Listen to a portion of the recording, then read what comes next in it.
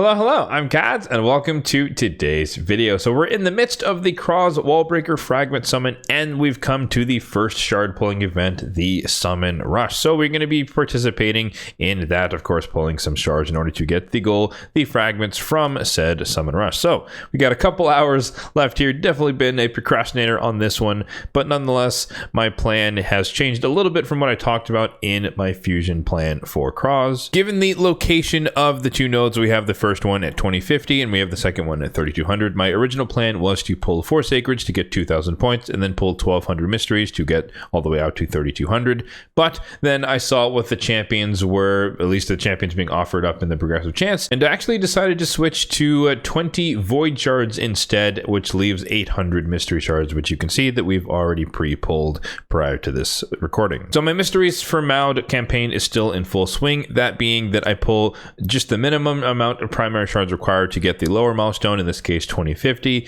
and then I pull mystery shards to get all the way out to the higher milestone, in this case 3200, and thus I will end the fragment summon with all 110 of the available fragments. I use 100 for the champion, and then the 10 go towards Maud, slowly but surely trying to get her at least by the year 2027. Popping into the portal, let's take a look at the overall shard count on my account at the moment. We have 379 on the ancients, 205 on the voids, 73 on the primals, and then 41 on the sacreds. Now, as far as the champions being offered, I do have basically all of the ones that are the HP burn ones, except for Sisia, but the odds of proccing the 15x are relatively small. I want to say somewhere around 6%. If you happen to get a legendary, there's a 6% chance that it is whoever you've chosen there. So it's very, very low.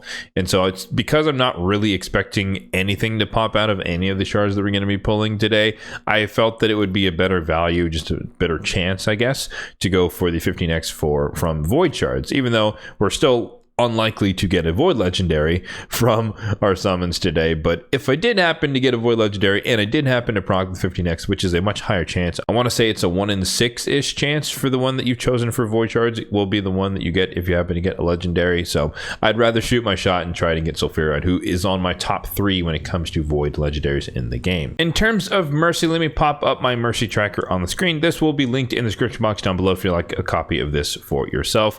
But focusing in on the void section here, we're only 35 in relative to our last void legendary, so again the odds are extremely low, but 1 in 200 chance, I guess, that we'll get a legendary here, but the expectations are low, but you never know. And so again, we're just playing with the odds here. The odds of me getting anything out of sacreds would be low as well here because we're fresh off of a legendary as well, so I'm just taking the slightly higher odds of the really bad odds essentially here. So yeah, why not? Let's dive right in. We're only going to do 20 voids, so this should be relatively short and sweet. Hopefully, if we do get a couple of epics here, I'm looking for copies of Whisper and or Basher. So let's jump right in without further ado. And I do expect to see a bunch of rares here, of course, because there's no 2x going on for the voids. I'll take a Huntress. That might have guaranteed me another Broadmaw, or maybe I need Bloodthorns. I forget which. We can check afterward. But yeah, 10 rares to be expected. And the second set of voids here, probably going to be a lot more rares. Maybe we'll get 1 epic. Okay, there's the Bloodhorn. There's the saving grace for the session at least. So that, I think that guarantees that I will have a Broadmaw for some champion chase in the future. And yeah, to be expected. Bunch of rares. We got 1 epic there. Sylar, not bad. I haven't personally used her for anything in particular, but she does have an A on the A1, great for a stun set. She has a decreased speed, decreased turn meter by 40% here, which is not an attack, interestingly enough. But and then another AoE here with decrease actually. So again, she works in a stun set, but I've never actually personally used her. But yeah, that's pretty much it. This is kind of the min-maxing approach. It's not always going to be exciting. We're not always going to get something, despite what people think happens in these types of videos.